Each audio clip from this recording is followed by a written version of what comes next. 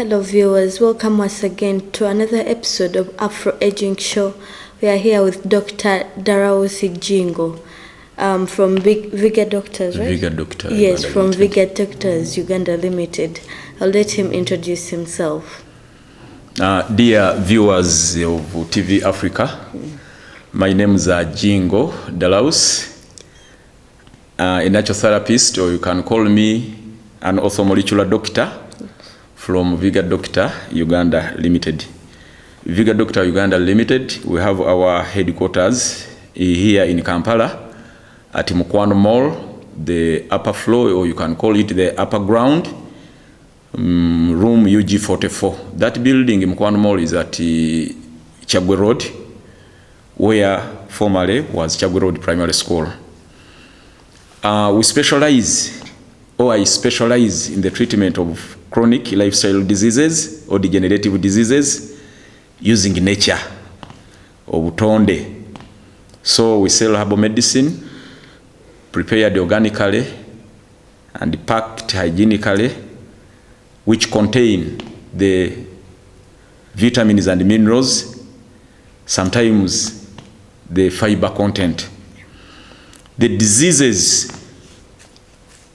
the lifestyle diseases, or the non-communicable diseases we deal with are pressure, diabetes, cancer, and these days we talk of AIDS, because AIDS is also a lifestyle disease. There are other diseases which we call symptoms. The ulcers, asthma, allergy, and sinusitis. Those are some of the major signals. When you see you have ulcers, you know you have a disorder in the system of the body. So why we are doing all this is to pull you back to balance, because once you have any one of these diseases, it means your body is not balancing. Yes.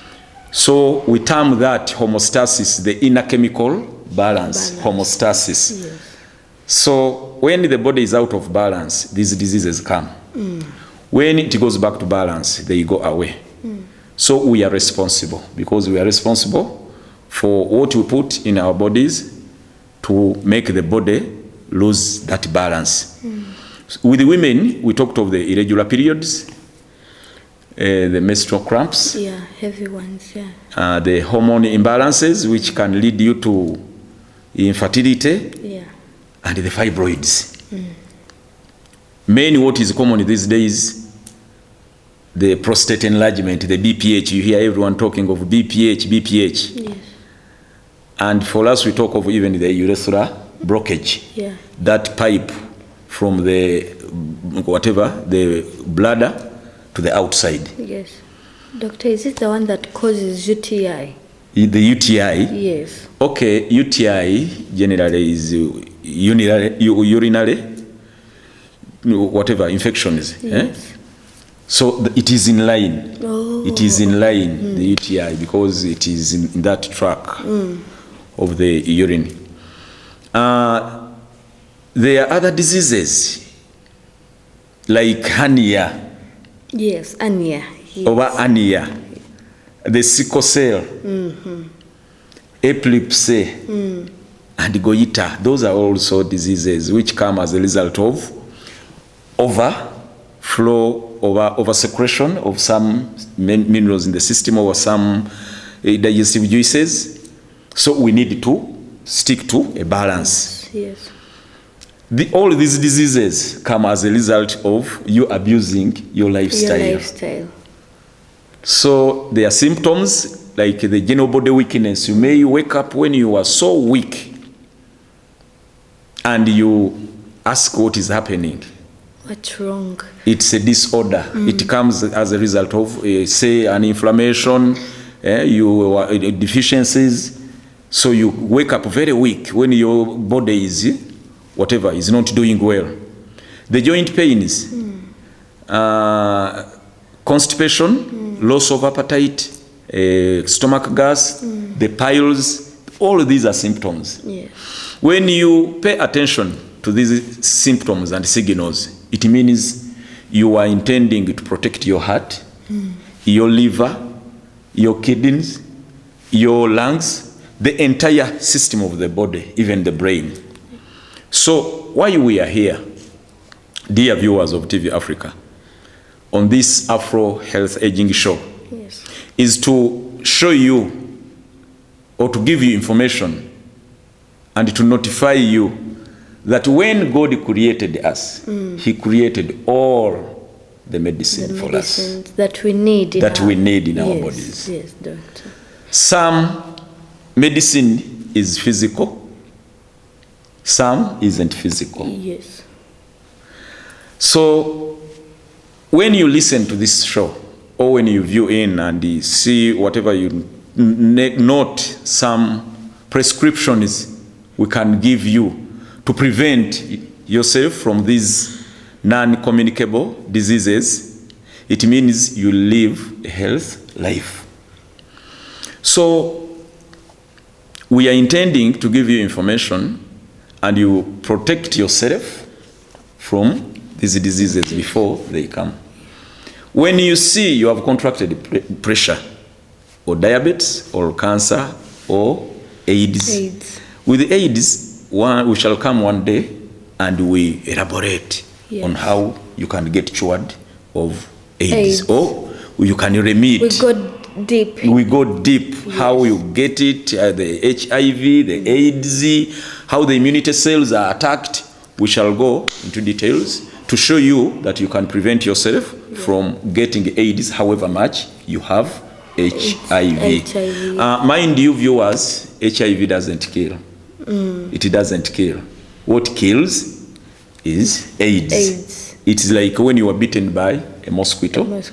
The malaria parasites can go into the body, but they fail if the immunity is strong. They can fail to progress to malaria. So the same way to these other diseases like AIDS. There is, we talked of cancer, but here we can talk of the cervical, which is some of the times caused by a virus. The HPV, we talked about it last time. The human papilloma virus. You can get, a woman can get that virus from a husband or a man, but women, we don't get that cervical cancer. Even a woman can contract the virus and fails, or whatever, it fails to progress to cancer.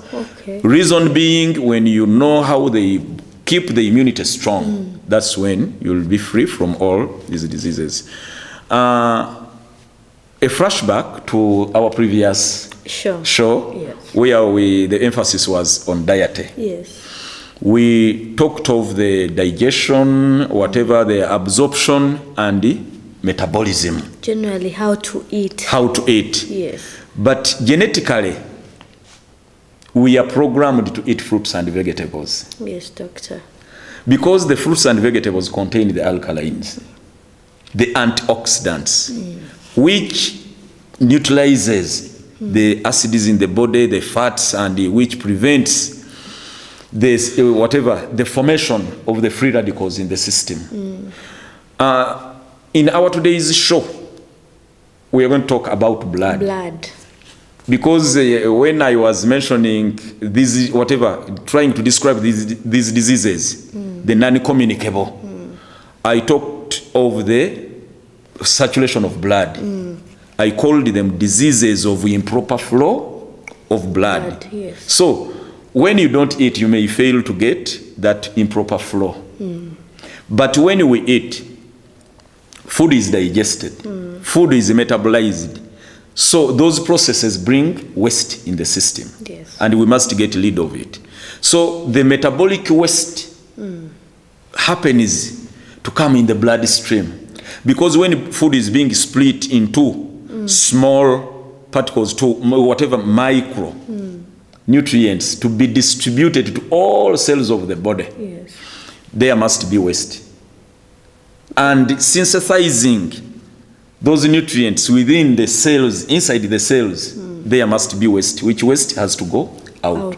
But when you don't know how to get out that waste, it will adhere on the walls of the arteries, eventually it will, whatever, squeeze the blood, and the blood will not flow well to all cells of the body. Yes. So, Doctor, I would like to ask something. Yes. There is a viewer out there who is asking, what's blood? Some people think blood is this red thing, this red fluid. Color. Yes. That's flowing out of the body. Doctor, what is blood? Okay, blood is the transport system of the body. Yes. It is composed of different items. The cells, the fluids, they compose blood. So blood is not merely red color, as That's some of the people think. Yes. You find someone eating something red, and he says, I'm getting blood. Okay, red things we eat, there is a iron content. Yes. So blood needs whatever, iron.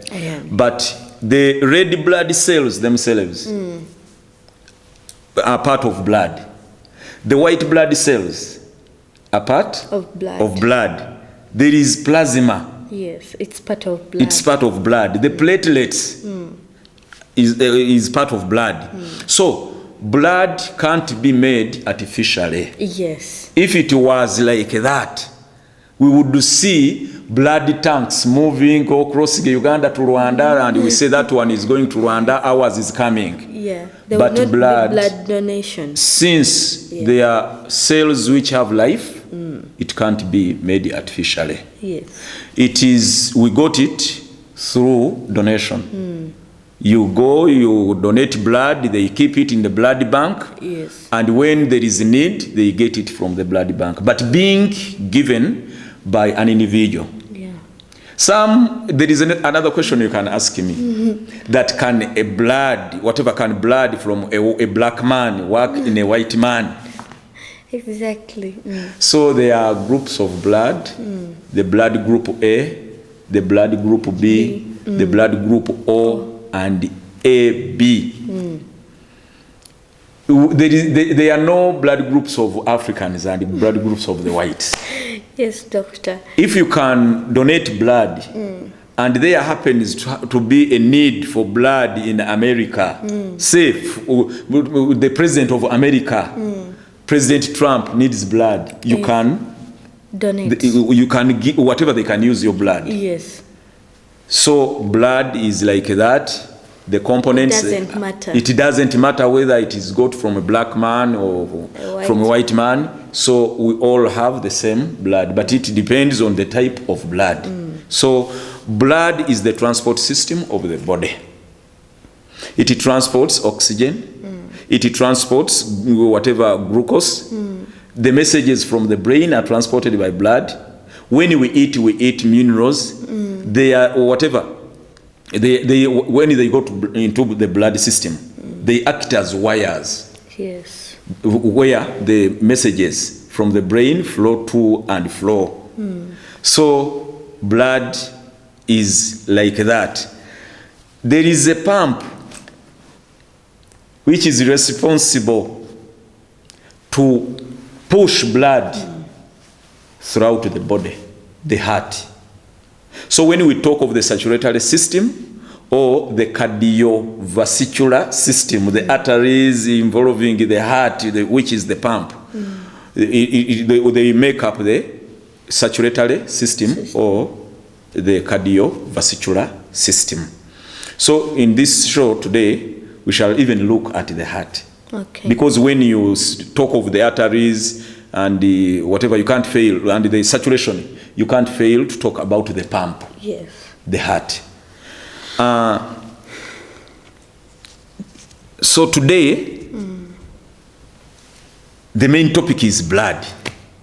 Basically is blood and the heart. Yes. But we shall briefly talk about the kidney, because the kidney is also responsible. Along, yes, for the manufacture of blood, because the kidney is an organ. It is whatever it releases an enzyme. It is called erythropoietin to stimulate the bone marrows to produce blood. So you can see their systems; they work together. Doctor, We used to hear that when they remove your kidney, the kidney grows back. Is that true, or it happens at a certain age for the kidney to grow back? The kidney doesn't grow back. When you lose your kidney, you lose it for once and for all. What regenerates is the liver. Oh, okay. Yes. When you lose, you know, why we TV Africa thought wise and brought up this show is to let you know what to do to protect your heart. Yes. To protect the kidney, the lungs, the brain, and the liver. If you lose any one of those, you can't be alive. That's why you find people being rushed to India to have those kidney implants, transplants of the kidneys. Yeah. And if I say when you lose a kidney, you can't be alive. Where do we get kidneys? Are they made artificially? Even that question can come up. It cannot. When you don't get a donor, because we are created with the two kidneys, you can donate one. Yes. To your relative, your wife, husband to wife, wife to husband, you can donate so long as there is a match in blood. But when you lose a kidney and you are taken to India and you get a new kidney, it means you are getting a kidney for someone who died or in an accident or another incident. So, mind you, going to India is not, say, whatever someone prescribes a kidney for you, a doctor here prescribes, you are supposed to get a new kidney, you will not be just flown to India to get a new kidney. There is an expense there. Exactly. So, if they say go to India, think of 150 million to 200. Okay. So there are families which have not, who can't afford even if you sell the whole family. So we are talking about the kidney, that if you lose it once and for all. Yes. Except when you get someone to donate. Or when you have money and you are rushed to India and they give you a kidney of someone who died. But you may be rich, whatever you may reach there, and you fail to get a match. Because you can even get a match and then the body fails to adapt to that kidney. Yes. But okay, they are professional, whatever the professionists. If you are given a kidney, they first test the blood. Oh, okay. Yeah. So when we are living and you are living an abusive lifestyle, you go on losing those organs slowly by slowly. They can fail up to 80% when they are still working. Yeah. You just feel a weakness up to when you reach a failure.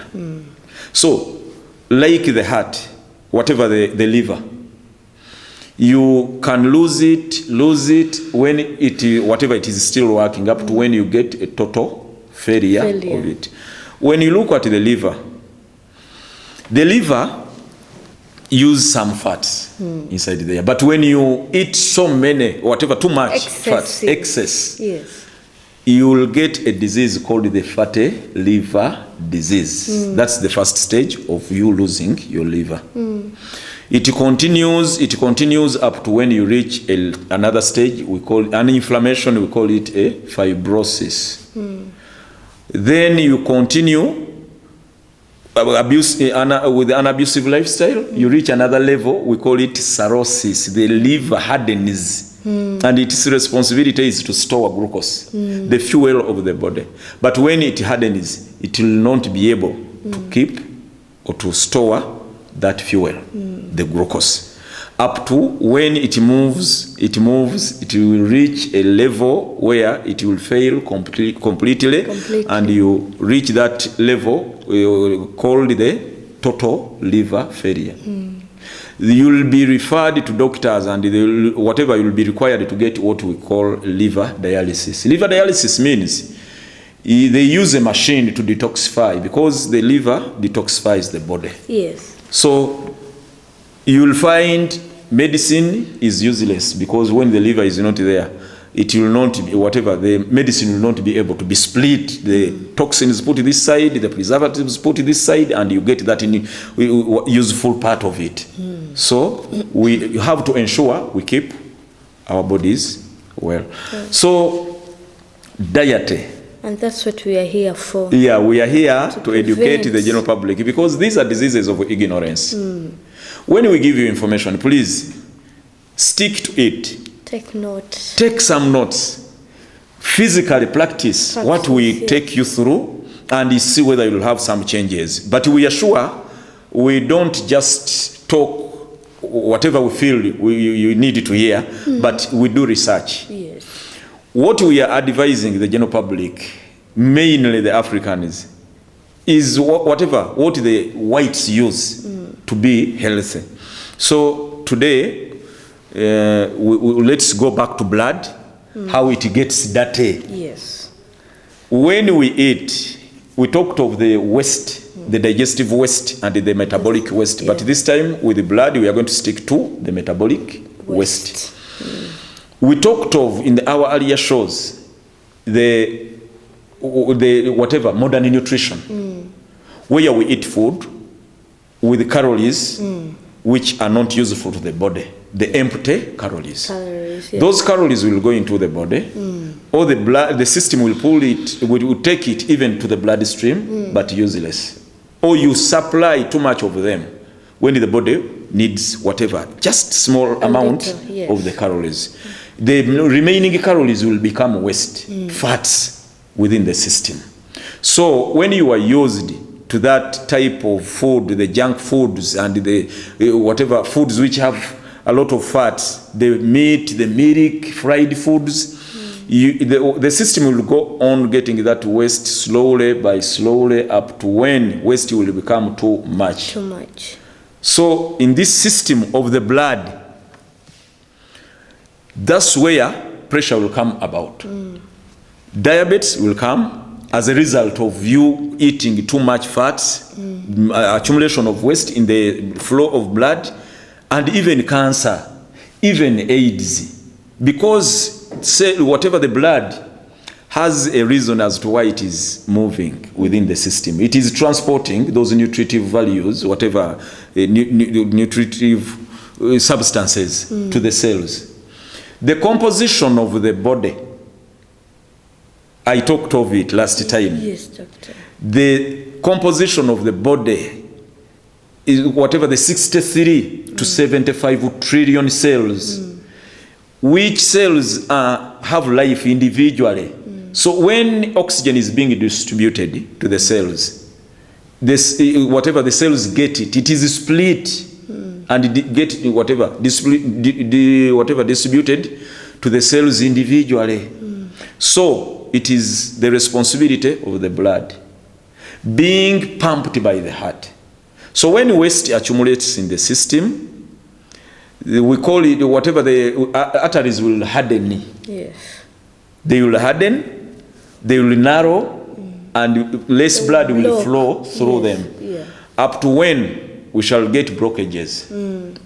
So the heart is responsible to pump. In fact, a full adult has 5 to 5.5 liters of blood. And when the heart pumps the blood, the way of blood is 100 miles after 5 minutes. All right. 100,000 miles. So when you connect the arteries end to end, they will run 100,000 miles. So the responsibility of the heart is to ensure it pumps blood. There are cells there which are supposed to have life because they do some productions which keep the body moving. For you to grow, that blood has to be flowing. That's why when we are dying, we first die the legs which are far away from the heart. True. So when you know what to do, as we said, we need to, or genetically, we are programmed to eat fruits and vegetables. In fruits and vegetables, they are antioxidants. The antioxidants or the alkalines are supposed to neutralize that waste every time. So when you stick to a balanced diet, it means you are cleaning or cleansing your blood. So if we say whatever those diseases we mentioned earlier, that they come as a result of improper flow of blood. It means when you know how to cleanse, you'll have your blood clean. You'll have the walls of the arteries clean. It means the heart will not find a hardship to pump. It will just, whatever, do a small, form a small pressure, and blood will flow on its own to all the parts of the body. But when whatever the blood is, whatever, the walls of the arteries narrow, it means blood will not flow freely to all the cells. And even the blood itself, when it gets fat, it will become heavier for the heart to be pumped. That's when eventually you will find someone has loosened the walls of the heart. Should we go to Uganda? Because Doctor, let's first go for a short break. Okay. We'll be right back. Stay tuned for more.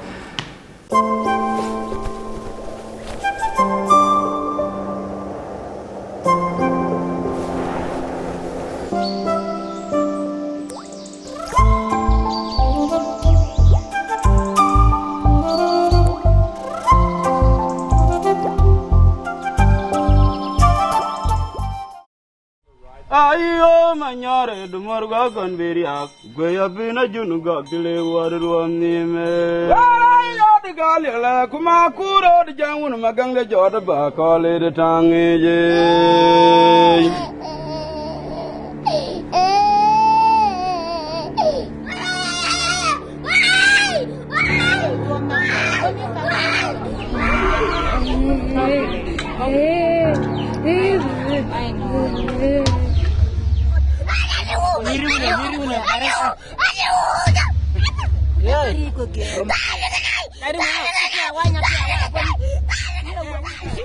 Ladies and gentlemen, this is a Guinea Worm.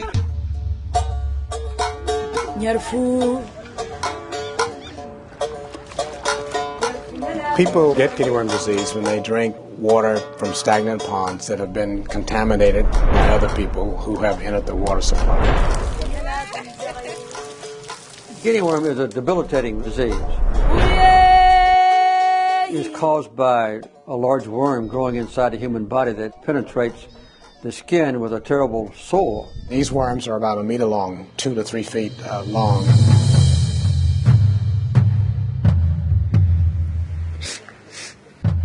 It leaves a young child, for instance, with the same characteristics as polio, crippled for life.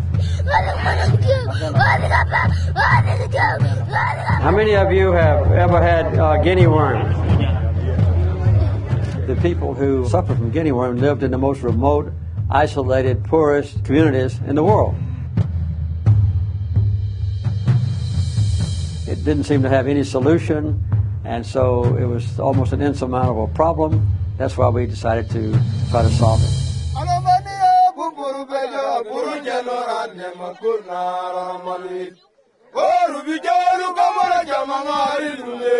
We eventually visited 23,600 villages in 20 different countries.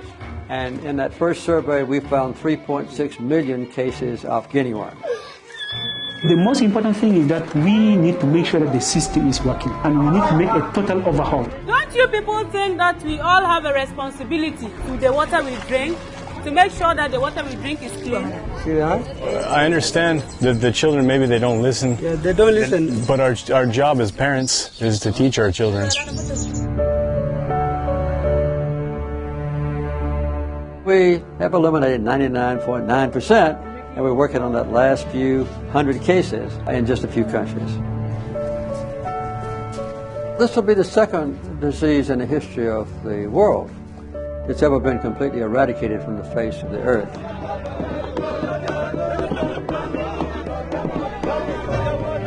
If you leave one worm, there's the potential for the entire thing to come back,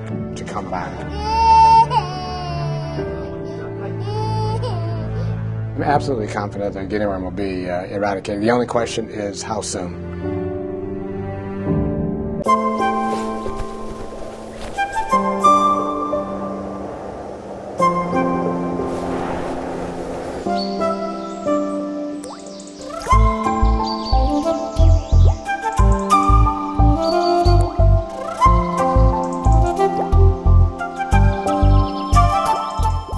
Welcome back from that short break. You're still with Dr. Jingo Darawusi from Viga Doctors Uganda Limited. Today we are talking about blood, and he's still telling us more and on what to eat to keep our bodies healthy and so that we can get energy and move. Doctor. Whatever, turning to Uganda. Yes. Because we had some complaints. Yes. That there are viewers there who need to improve on their health, and they need to Luganda. That's why we bring part of it in English, part of it in Luganda. Yes. For people who hear English, you can go to Google, to internet and whatever, read more, know more about blood. Everything is there because we also do research and get this information. Abalabi ba TV Africa, amanya gange nze Jingo Darawusi, ajanjabisa obutonde oba oyinza okumpita natural therapist, naye ninawengwa mulinya erya ortho molecular doctor. Nti ortho molecular doctor yoyo omuntu ajanjabisa obutonde nga bwaba kuwa kyakuwa amanya ebirungo ebirimu nga vitamins nga minerals biki by'olina okukozesa mu mubiri, kubanga tulwala endwadde ez'obutatuukiriza birungo by'olina okuteeka mu mubiri ze tuyita deficiency diseases. Naye olwaleero mu programu yaffe tugenda kutunuulira ku musaayi, tukulage lwaki omusaayi ogwo tegusobola kukolebwa muntu. Era nga situnnatuuka awo mpozi katukuzeeko emabega katono tukuyitiremu ku ndwadde zino ze twogerako ze bayita endwadde non-communicable, endwadde ezitasiigibwa. Endwadde zino ezitasiigibwa, the non-communicable diseases, ezo endwadde ze twayise endwadde ez'obutamanya. Tukuga nti Katonda bwe yakutonda oba bwe yatutonda, eddagala lyonna erijjanjaba endwadde zino ebitundu 9 ku 10 ze ndwadde zino ezijja mu mpolampola, ate ebitundu 10 ebisigaddeyo ze ndwadde ezo ezisiigibwa. Nga mwe ate sayidi eyo twalira ne accidents. Kale okiraba nti singa weetangira endwadde zino zinnamutta, kitegeeza ne ziri ezijja okulumba omubiri olw'okuba nti gunafuye, ogenda kuba ozikoze eki? Ozeetangidde.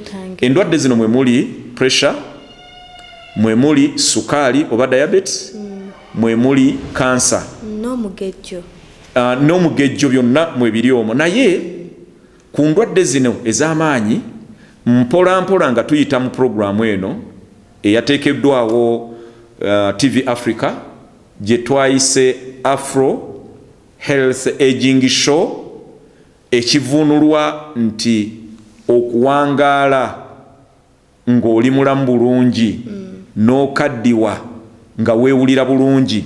Omulamwa guno twebaza TV Africa okubanga yaguleese, era mpola tujja genda nga tuguzimba. Endwadde zino zonna ze tumenye wano tugende nga tuzigaziya mpola. Nti ku ndwadde ezisoose pressure, sukaali ne kansa, njagala twongereko mpola AIDS oba siriimu. Ekigambo ekyo tugende nga tukiwulira kubanga waliwo okunoonyereza n'okukitegeera obulungi nti tujja kuleetayo omulamwa mulamba nga tunnyonnyola ku bulwadde obwo, lwaki nabwo obulwadde bwe bayita siriimu. Ng'ogyeko akawuka kabuleeta, naye siriimu ekyo ekiva mu kawuka kali, lwaki nabwo tubuyita bulwadde bwa butamanya. Tujja kigaziya era olabire ddala nti oluusi tusemberera n'okufuna ku ddagala erijjawo siriimu, kale ne lirekawo akawuka kali HIV, yadde nga tukimanyi nti akakawuka ko bwe kabeera mubiri kalina gy'oyinza okukakuumira, kyetwayita n'okasiba mayisa ne kasirikira eyo, gwe n'obulamu bwo ne bukola ki? Ne bugenda bulungi.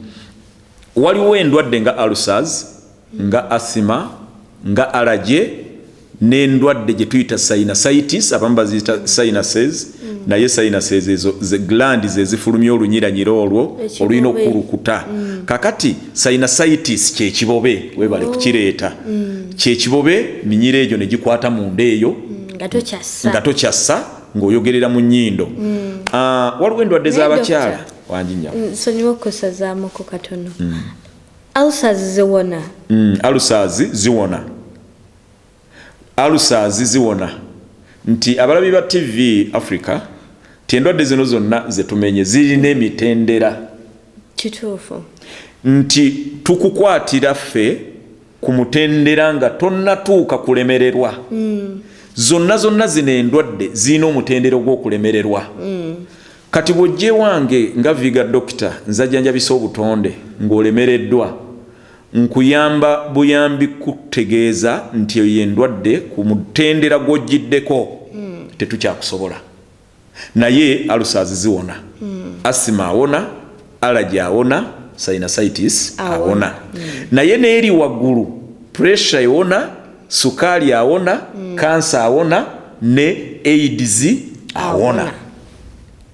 Kiva ku ggwe wennyini omuntu nannyini mubiri okumanya ekituufu ky'olina okuyitamu. Oguyisiza otya? Ky'ova olaba ekigambo cuwa okuwonya tetutera kikozesa ku ndwadde. Kituufu. Tukozesa ekigambo eky'oluzungu kye bayita remission. Omaze omuze owonye. Oguddidde olwadde. Abantu abalwala pressure mu mbeera ey'obutamanya tasooka kumanya ki ekyaleeta pressure. Ye agenda bugenzi mu ddwaliro mujjanjaba pressure.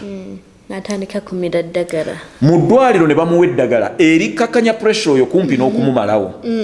Mu kkubo ng'addayo eka n'agenda ng'agula ebyo byennyini ebyaleeta pressure mu butamanya.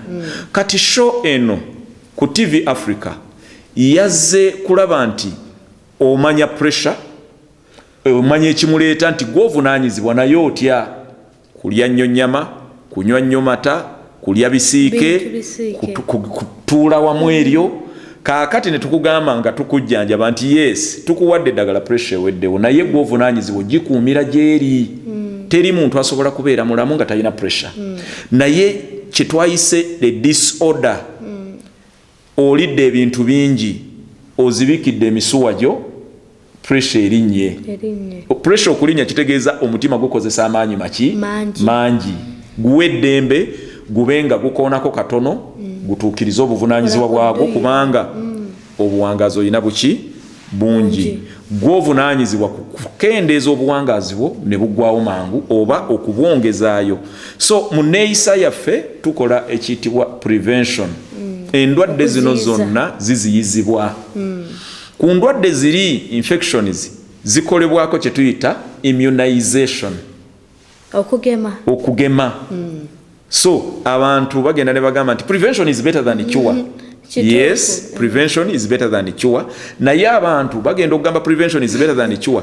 Oluusi babategeeza immunization is better than cure. Naye this side prevention omuntu yennyini nannyini mubiri yeyekolera prevention.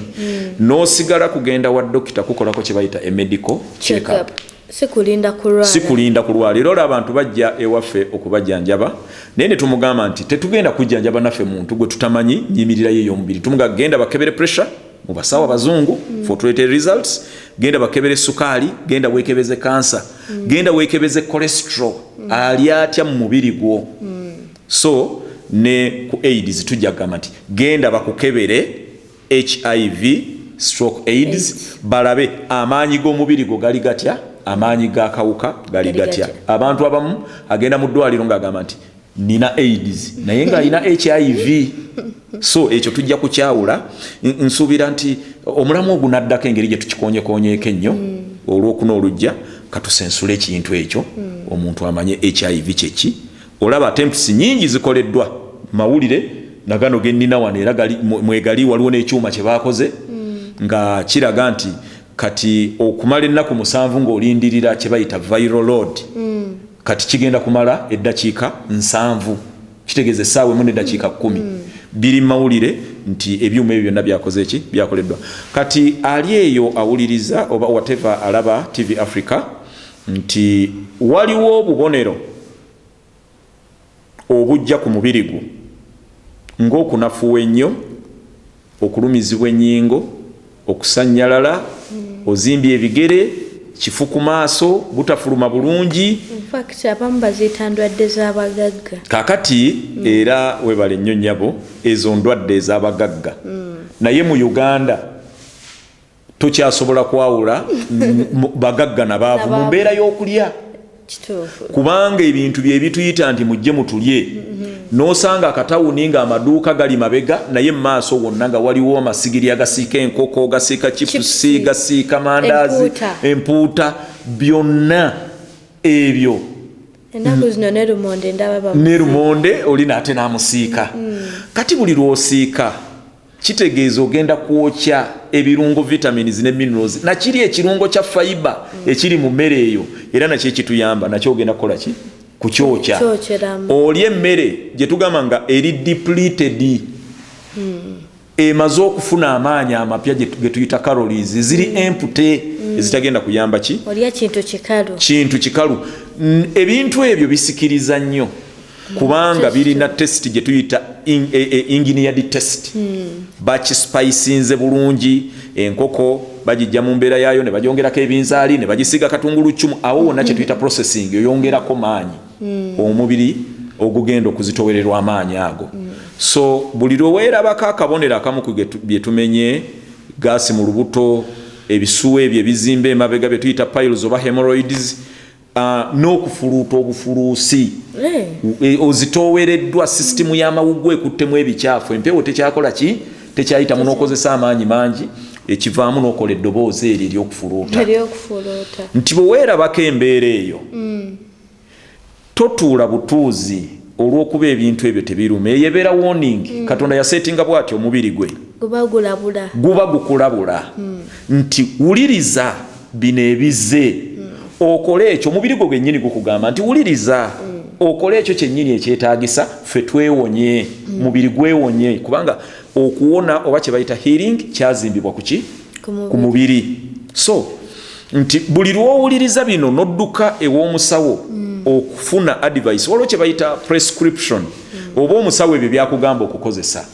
Ffe mu mbeera yaffe ey'okujjanjabisa obutonde kye bayita prescription, nti si ddagala lyokka nti lyolina okukola ki? Nkugamba genda okole exercise.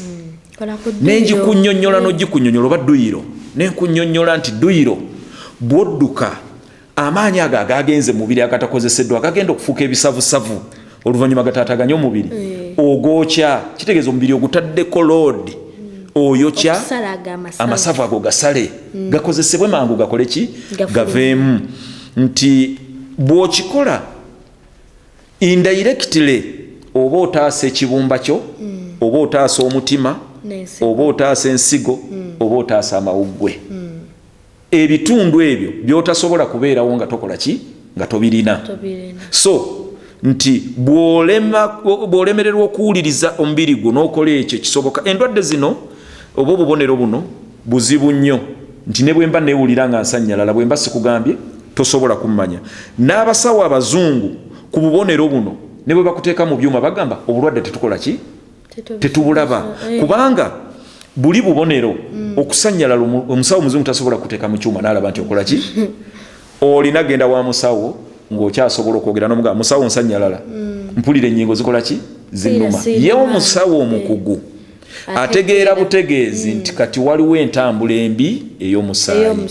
Kubanga omusaayi gwe gulina okugabirira seeruzi ezo eziri eno ezikola oyiro oyo akuuma ennyingo nga zitambula bulungi. Naye seeruzi ezo bwe zitafuna birungo ebyo whatever musaayi bwe gutatukayo mu tayimu kufuna oxygen, kufuna glucose mu budde, tezigenda kubeera n'amaanyi kukola production zizaazo. Naye dokita yogera nnyo ku glucose, naye omuntu alina kulya ki ofuna glucose mu mubiri ogwo? Kakati okufuna glucose mu mubiri waliwo kye tuyita carbohydrates, ebirungo ebyo oba ye sukaali. Naye bwe twogera sukaali abantu balowooza sukaali ono mu maduuka oba sukaali direct gojje mu bikajjo, nti Katonda yagabanya emmere ng'osobola okulya ekika ky'emmere nga kirina proteins, kirina ne fats nga kirina ne carbohydrates. Naye waliwo ebimu nga osanga nga sugars ze nyingi oba carbohydrates. Kati ne tukugamba nti liya kye tuyita a balanced diet oba liya ku kano na kali. So nti sugars oziraba mu fruits gye ziri. Kakati proteins ne fats ne mu vegetables gye ziri. Omuntu bwe twogera ku fats ne proteins alabira ddala nga amasavu galina kumala mukwata ku ngalo oba butto akakasenti ddala mu ebiri. Naye amasavu agagatakwata ge tuyita unsaturated fats ne mu vegetables gye gali. So nti sukaali oba carbohydrates ebintu bino byonna byowulira ebiwoomerera birimu ekirungo ekyo carbohydrates. Abalaba TV Africa ebirungo ebyo Katonda yabikola nga birina okugenda mu mubiri ne bikola nga amafuta bw'ogateeka mu motoka okuvuga omubiri guno gukule. Ate omubiri gudduka speed nnene naye olw'okuba nti Katonda yagukola mu bufunze ennyo tosobola kuguwulira nga gukula. Gwe kennyini nannyinigo tosobola kuguwulira nga gulina kye gukola. Na wano we tutudde sisitimu yaffe erwanagana n'endwadde oba n'ebikyafu byonna ebigeza kutuyingira. Era oyinza n'okundaba wano nga neeyasimula nti mbadde nnyingiza obukyafu butonotono nga sisitimu ebukwata. Naye wabaawo oba era wali gye tandiyise kukuuzi ogenda okulya nga neeyasimula omulundi gumu. Okweyasimula okwo kunene nnyo. Cells ziba zikoze defense. Naye bw'oba onafuye n'ebyo ebyokweyasimula togenda bisobola. Bikyafu bigenda kuyitawo bigende nga bikwata mawugwe bigenda straight ne bigenda nga byowe bifuna we byekwata system tekyasobola bikuba. Eventually noga nti omuntu asima yakoze eki yeyamusse. So nti Katonda yatutonda n'eddagala lyonna era obutonde bukola byonna. Naye eddagala liri luddawa. Mbadde nsaba mukyala Nakyeyune nti shows zino tuzikola naye omuntu abuuzaako nti eddagala liriwa. Mbadde nsaba abalabi ba TV Africa male okubawa ku ddagala yadde nga temundaba na mikebe gya ddagala. Naye bwe tugamba nti obutonde bukola byonna Katonda bwe yatutonda tulirina everywhere. Njagala abalabi ba TV okubawa ku ddagala. Embeera eno gye ngenda okukuwa gitandikirewo weekyekinge olabe oyimiriddewa nti bwe tunadda wano ne tuta amasimu onookuba n'oga nti abange kikola. Katusookere ku ndya. Nabagambye nti Katonda yatutonda kulya bibala na nvandiirwa. Kati gwe abadde ali ennyo emmere eri ensiike enkyusekyuse kyuka ogendeko ku bibala nga bye bisinga obungi n'envendiirwa. Ekigendererwa kwokya bisavusavu ebyo ebigenze mu sisitimu y'omubiri gwo oto omusaayi gudduke bulungi. Ebirungo ebirina okugabanyizibwa mu mubiri gwo bigabanyizibwe bulungi omubiri gwo gufuna amaanyi. Olwo ogenda kubanga wejjanjaba. Keera ku makya ofuneyo akasowaane oba kabakuli akakye twandiise fruit salads ebibala ebyenjawulo obirye. Makkati g'olunaku mu ssaawa nga 8 funayo vegetable salads ozirye. Nti nebyosizza ebikyafu nebyowalidde ebikyafu byokebwa bino byotadde mu mubiri. Kyova olaba nti ffe embeera yaffe ey'omubiri oba gye twandiise anatomy ey'omubiri gwaffe erireetinga ne ey'ensolo ezirya omuddo.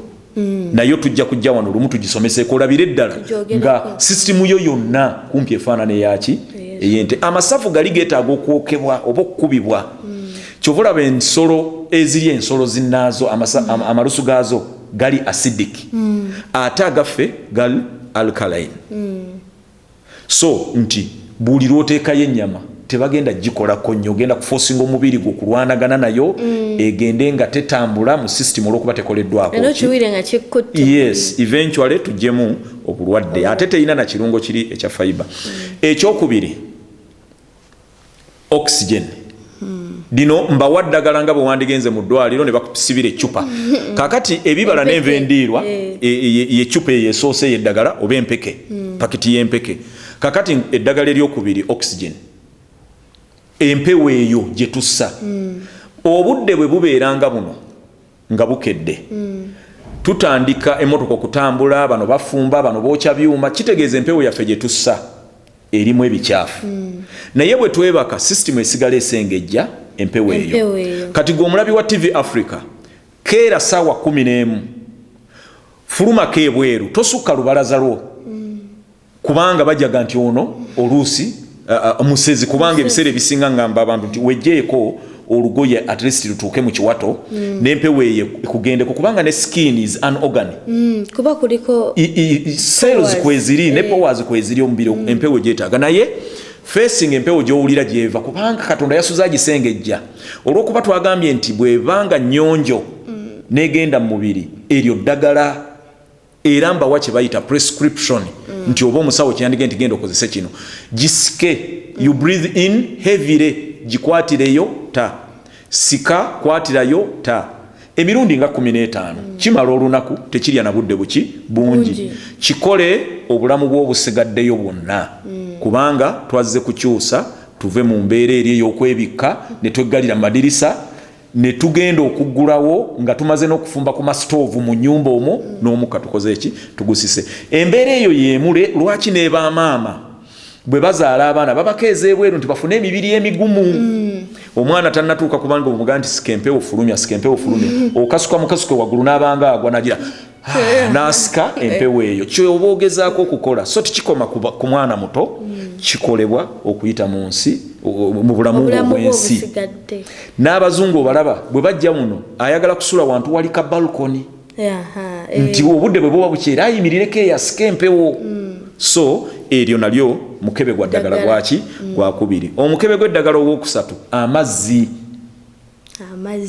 amazzi ddagala water nti olw'okuba ebyokunywa bingi ku market sodas juices omuba mukubira nga juice akyalina mu process atadde mu food color atadde mu preservatives tebinajja ne bamukubira nti wano biweddewo n'apaakinga so obulamu abantu bannaffe ate mu butamanya bufudde business.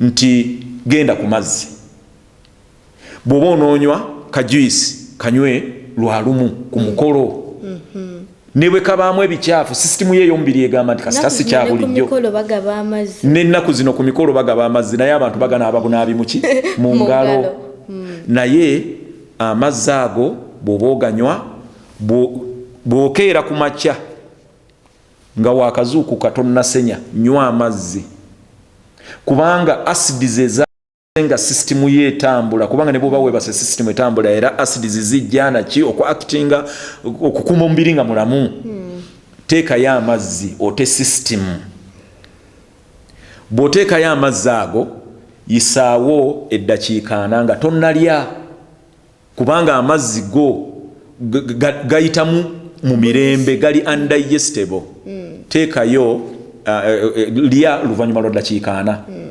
that is olidde breakfast bw'omala okulya breakfast tonywa mazzi immediately kubanga bw'oteeka emmere mu kamwa etandika okukolebwako ebirungo ebireetebwa omubiri ogenda bisaabulula ng'emmere tennagoyebwa kuggwayo so wayisite eddakiika 4 genda mu maaso n'okulya whatever okunywa amazzi mpaka lw'onoolaba ng'oli kumpi kutuuka ku mmere ki endala that is ekyemisana Doctor kati batugamba breakfast n'okulya heavy breakfast kati heavy breakfast kitegeeza mbu magi mugaati guli toasted mata abantu gye bamanyi nga heavy breakfast okay omuntu yenna waliwo n'enjogera egamba nti youth begins at breakfast naye si youth yekka buli muntu buli omu ekigenderero ekyokulya breakfast kuwa mubiri maanyi energy obanga agenze petrol station ng'ogenda olugendo n'oteekamu amafuta kubanga ozuukuse ogenda kutandika okukola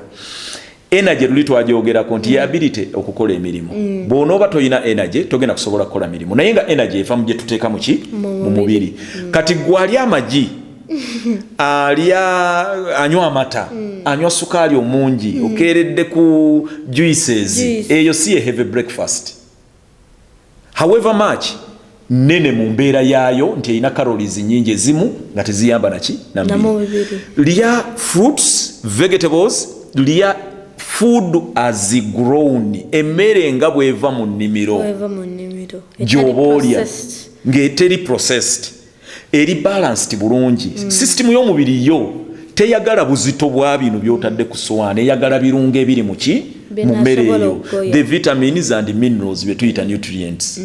Bwe bigenda mu lubuto system weegoya mangu ng'ejjamu ebirungo ebyo ng'ebisindika mu blood stream era oba sayidi eri y'omusaayi nga bigabanyizibwa mu 63 to 75 trillion cells. Ogenda okuwulira nga okola buli cell ebe kuweereza mangu. Then makati awo ng'omaze okulya emmere eri mu mbeera yayo ey'obutonde, waliwo ebiwuzi bye tuyita fiber byo bisigala mu lubuto. Buli lwonywa amazzi nga bizimba emirundi 3 okusinga ku volume yabyo. Kitegeeza nti bigenda kuwulikisa nga kkuse, kikuyamba obutalyaguzibwa. Kulya kano kulya kali chipusi leeta donati biki nosanga omuntu eyandiridde siringi 13,000 ng'alidde emmere eri mu mbeera y'obutonde, ng'alidde omutwalo mulamba naye ng'agamba nti ate era sakkuse. Kubanga emmere eyo enkyusekyuse bw'egenda mu mubiri ereeta bulesi mugejjo, tevaamu maanyi gali agagenda mu blood stream, so evaamu kye tuyita empty calories. Kaakati waliwo kye tuyita okuwummula. Amazzi mukebe gwa ddagala gwa 2 gwa 3. Kati tugenze ku kuwummula. Katubyanguye kubanga n'obudde bukoze eki bugenze okurestinga, okuwummula. Buli omu gyali gyakolera asobola okuwummulirayo. Kati nga ffe boolaba tuli wano ku TV, okuwummula kwaffe kusiriikirira ne tubikka n'ebitabo bye tubadde tukoleramu.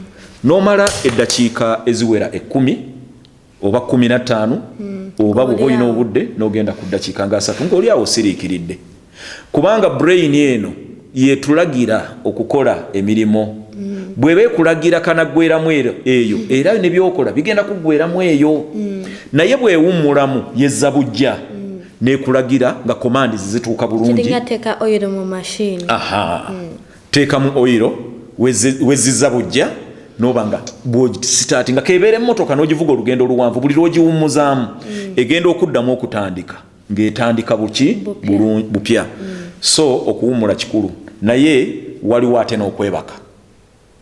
Okuwummula si kye kimu n'okwebaka. Okuwummula si kye kimu n'okwebaka. Yadde ng'osobola okuwummula n'oyitirayo ne weebaka. Okwebaka ddagala guli mukebe gubadde gwakumeka? Gwakuna ogwa resting. Kati omukebe omulala ogw'eddagala kwebaka ogw'okutaano. Bw'ogenda okwebaka ekiro weebakire essaawa 6.5 ku 7 ezijjudde.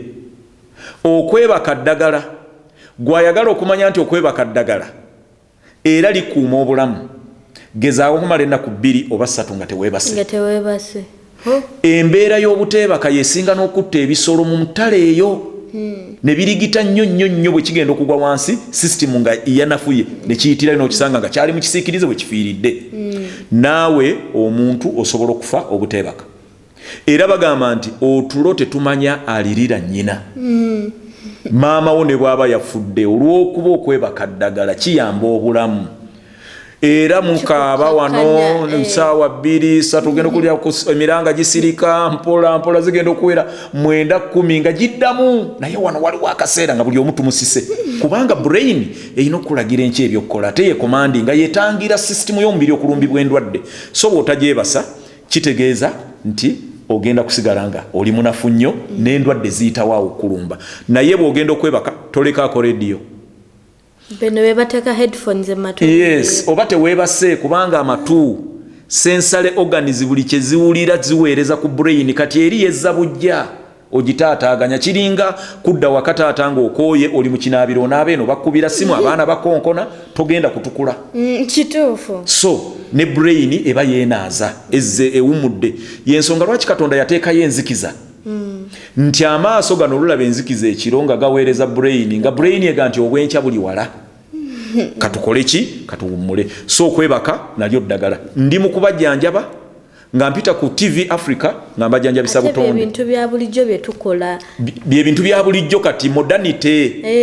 Embeera yazze edda nga nkyali mwana muto nga TV balina obudde mu kiro bazijjako nga radio balina obudde mu kiro lwezikuba akayimba n'omanya nti kati abo baggalawo nga bajja kuggulawo nga bukedde naye olw'okuba TV nyingi radio nyingi oli agamba nti byesaawulidde misana kansule nga mbikola ki nga mbiwulira so bw'ogenda okwebaka TV Africa giswitching off jiwo obudde nti saawa emu nyanguwa kugenda ntuule ndabe TV Africa ndabe programs za TV Africa bwe ziwera saawa 4 ekinene nnyo 5 togirekaako nga gweno weebase olw'okuba waliwo programu egenda mu maaso giswitching off ekitangala kya TV kigenda kuba kikutaataaganya n'eddoboozi lya TV ligenda kuba likutaataaganya mu kutaataaganya brain yo ku makya egenda kuzuukuka ng'oli mukoowu ndowooza ebintu bino bye njogera buli muntu atandise okulaba nti wamaye ensonga lwaki nzuukuka nga ndi muki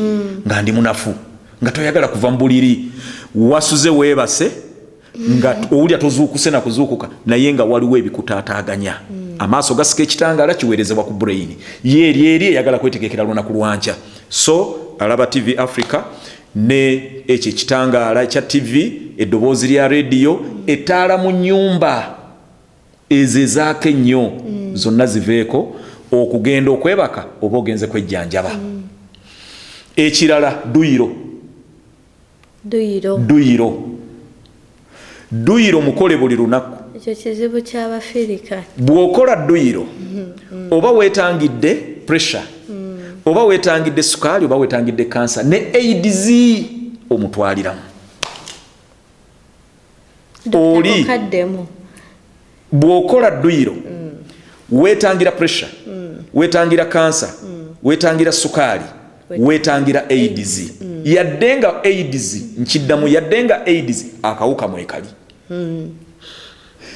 ampuliriza ayinza okugamba ate ntya naye twakugambye nti obulwadde buno businga tukwata lwakutaataaganya ntambula ya musaayi buli lwokola dduyiro oyamba omubiri okukozesa amaanyi ne gukozesa ebyo bibadde bisikalidde ne biggwamu muki mubiri nti eyongerako ku kituyita metabolism okumenyaamenya mangu emmere eri egenze mu mubiri egijje mu makro mu mbeera ennene egize mu mbeera entono cells zikozese mangu kitegeeza nti cells bwe ziba ziruddewo okufuna ebirungo ebyo olw'omubiri okutambula empola olw'ebirungo okuba nga tebiyita mu mangu bw'oyokya bino ebiri ebbali n'ebbali w'emisuwa ng'okola dduyiro cells zo omusaayi gugenda zituuka mangu zifuna ebirungo mangu nazo zikozesa eki amaanyi so bw'okola dduyiro ejja kugenda okuwulira ng'olina amaanyi ne bw'ogenda okwebaka ng'obadde mukozi wa dduyiro weebaka otulo tuki otulungi eyo nayo cupa ya ddagala ndowooza ndi mu ya mukaaga temufaayo abalaba TV Africa nti tujja genda tuddamu ebintu ebyo mpola mpola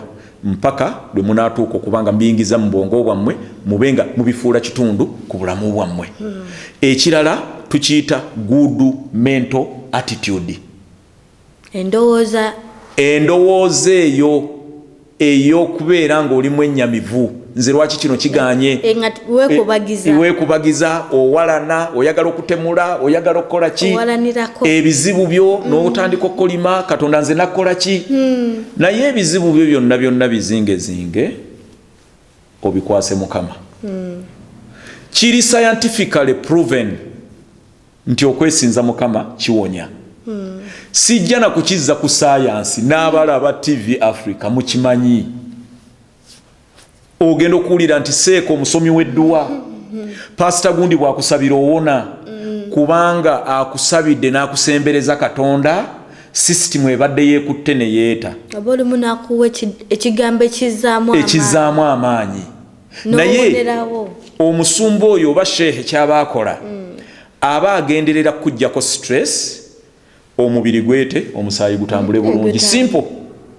era nabo badokita bali eyo bajanjabisa butonde so weewale ebyokunyiiga sonyiwa oli yakulyaza amaanya mukwase katonda ddira emigugu gyo gyonna gitikke katonda kubanga yetakola ki tazitoowererwa ogenda kuwulira nga oli free era n'ebirowoozo bibitambule okusingako obadde okola ki obadde olabira mukyala nakyeyune okimanyi nti ebirowoozo biyinza okusiba mu nyumba n'otafuluma depression nobeera depressed nobeera mu nyumba wenenya wekka weeyombesa wekka naye fukamira wansi ogaye nti mukama bino byonna nze sibisobola nzitoowererwa kubanga ndi muntu mukama mbikutisse gw'otazitoowererwa ogenda okulaba nga chobola abachache ezisinga balina bakansala nga ojja gendayo akuwa ekigambo ekikuzaamu amaanyi ate oba olina obusobozi obugende wa psychologist ogendayo era ewaffe bw'obozze mainly ng'ozze ewange nkugamba nja kujjanjaba singa oba olina obudde naye bw'oba tolina budde nja kuwa gwi ddagala lino eryange sibe mu macupa kubanga nalyo likola ki likola naye mba njagala nkujjanjaba owone abalala obabuulire bubuulizi ng'era enkola yange bweri abamanyi abalaba TV Africa mukimanyi nti ogamba nti omusajja akusomesa n'otegeera sisaba ssente mu kusomesa naye waliwo era abaga nti dokita obitubuulidde bino bye tubadde tukotakola ki bye tutamanyi naawe ali eyo tukuwa ddagala TV Africa yataddewo omulamwa guno n'ekigendererwa so bwe tutandika omulamwa guno gamba munno nti TV Africa etandise ekigendererwa management ya TV Africa okuteekawo omulamwa guno kulaba nti ekwata kuba na Uganda okusooka ne Africa okutwalira wamu kulaba tubeera balamu abalaba TV Africa temugamba nti bino tubireeta olw'okuba ffe tuli banaku mu Africa tusobole okwejjanjabisa ebyo ng'ate eddagala ki gyeriri ery'ekizungu ate ery'ebbeeyi n'abazungu enkola eno yennyini gye mbagamba gye bakozesa okwewala agalwadde gano gannamutta so totya nti TV Africa teyinza kumala budde neetekawo omulamwa guno ng'ekusomesa okwetangira endwadde ezo ng'ate eddagala gyeriri no eno enkola ya kizungu nti tuddayo civilized origin nutrition gye tulina okuddako ne way of life bajjajjaffe gye baakozesanga n'okulaba nti bawangaala nnyo era abawangaazi kati obasanga mu byalo ecupa y'eddagala esembayo ndowooza oba ya 8 oba ya 9 twasoose ku diet ne tuddako oxygen ne tuddako water ne tuddako rest ne tuddako sleep ne tuddako okwebaka kati tugenze ku okukakkana the good mental attitude ebintu bitwale nga bw'obiraba batuke n'ogamba nti gundi oyo omulinnyako n'okola ki n'ogenda gw'oba ofunamu obukyayi bulwaza gwakyaye bino mpalaniraako birwaza gwasalawo okuwalana so nti kyejjeemu ekyo ekyokukola ki ekyokuwalana waliyo ecupa y'eddagala eddala akasana ak'okumakya ke bayita ensonoozi akakavaayo ku makya edda omuntu bwe yakaddi wange ennyo nga baga nti akaddi bamuwalulira na kaliba okumuwalula kaliba babanga bamutwala mu kasana akasana ako bwe kakkubamu kaleeta ekirungo ekyegatta n'amasavu mu mubiri gwo ne bubaamu ekirungo kikolebwa oba vitamini ye tuyita vitamini D vitamini D mu mubiri eyambako okuyingiza ekirungo kya calcium kubanga calcium mu mubiri ali very important yakola ku skeleton oba magumba kati omuntu ayinza okuga nti amagumba ganzita naye nga tava na miki munju yagaggawala dda bakeera kuteekako TV Africa tafulumako bweru awuliza buuliza ebifo ebweru ate n'empuliziganya zajja buli kimu akikolera kuki ku ssimu kale akasana buli lunaku ne kamuyitako ng'ate eryo ki ddagala ogenda okuwulira nti gundi takyasobola na kutambula abagagga bangi ng'okulambula emirimu gye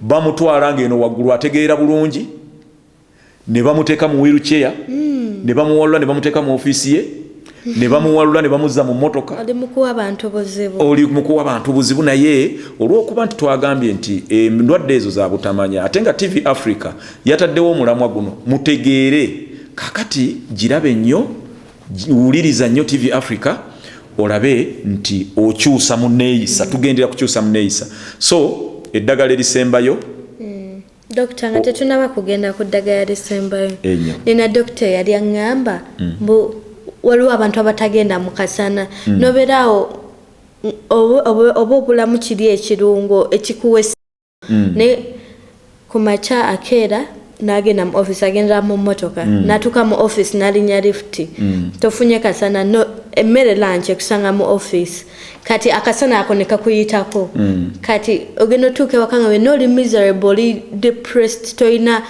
toyina ssanyu gwe mbulamu obwo naye omuntu ogenda kera kumakya otole mu kasana naye nga tomanyi nakikusanyusizza oba oli awo ng'oli musanyufu ng'oli bulungi kuba systems z'omubiri zikola mu budde bwazo ebirungo ebyo calcium okuyingira mu magumba kubanga assimilation oba okuyingiza vitamin D netuyamba okuyingiza ekirungo ekyo kya calcium nti naye oyinza oga nti vitamin D njije wakasana kyekiri kye tugaa nti obutonde bukola byonna nature ekola buli kimu era eddagala lyonna Katonda yaliteekayo nti tulifuna kyovulaba eddagala ezzungu baliyita conventional medicine nti kukonvatinga ebyo gwe bikulema ne babizza mu ccupa n'obitwala okitegeera so nti njagala kulabula bannayuganda okusinga enkola ya keedi eze olina gandi nze nkolera mu basement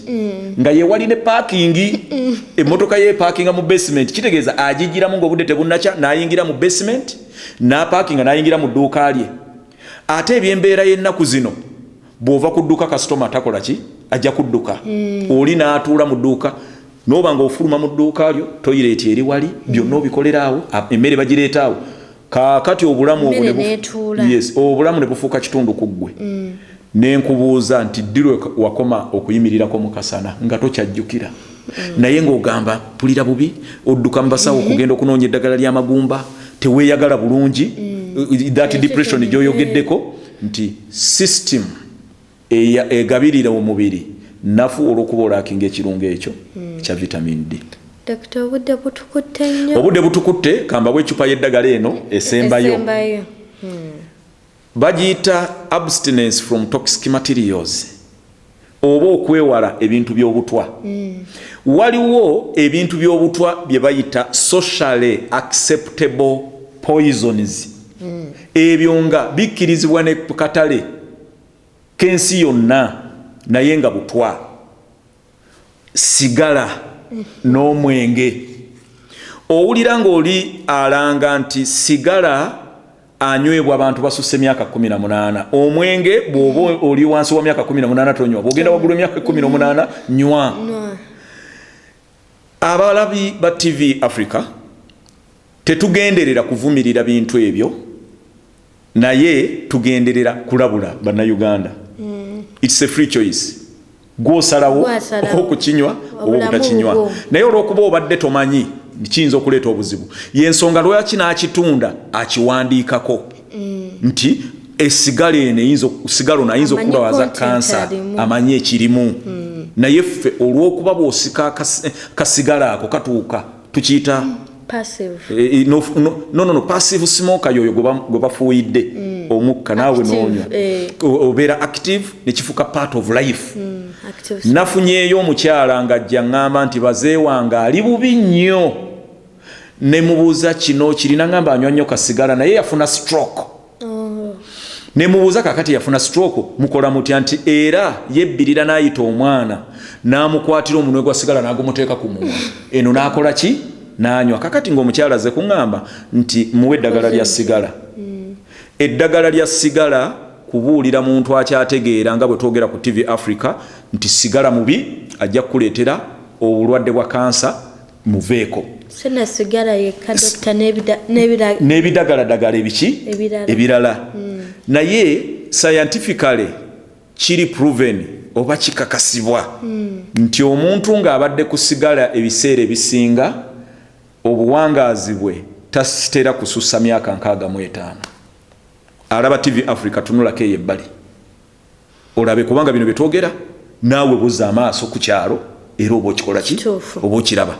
Omwenge ennaku zino abaana obwenge babukwata mu bibatu n'akamiima mu buveera n'olaba nga akyuse naye omwenge gugenda kulwaza kansa w'ekibumba. Era generation eno olw'embeera eyo eriwo omwenge kansa w'ekibumba togenda muwona.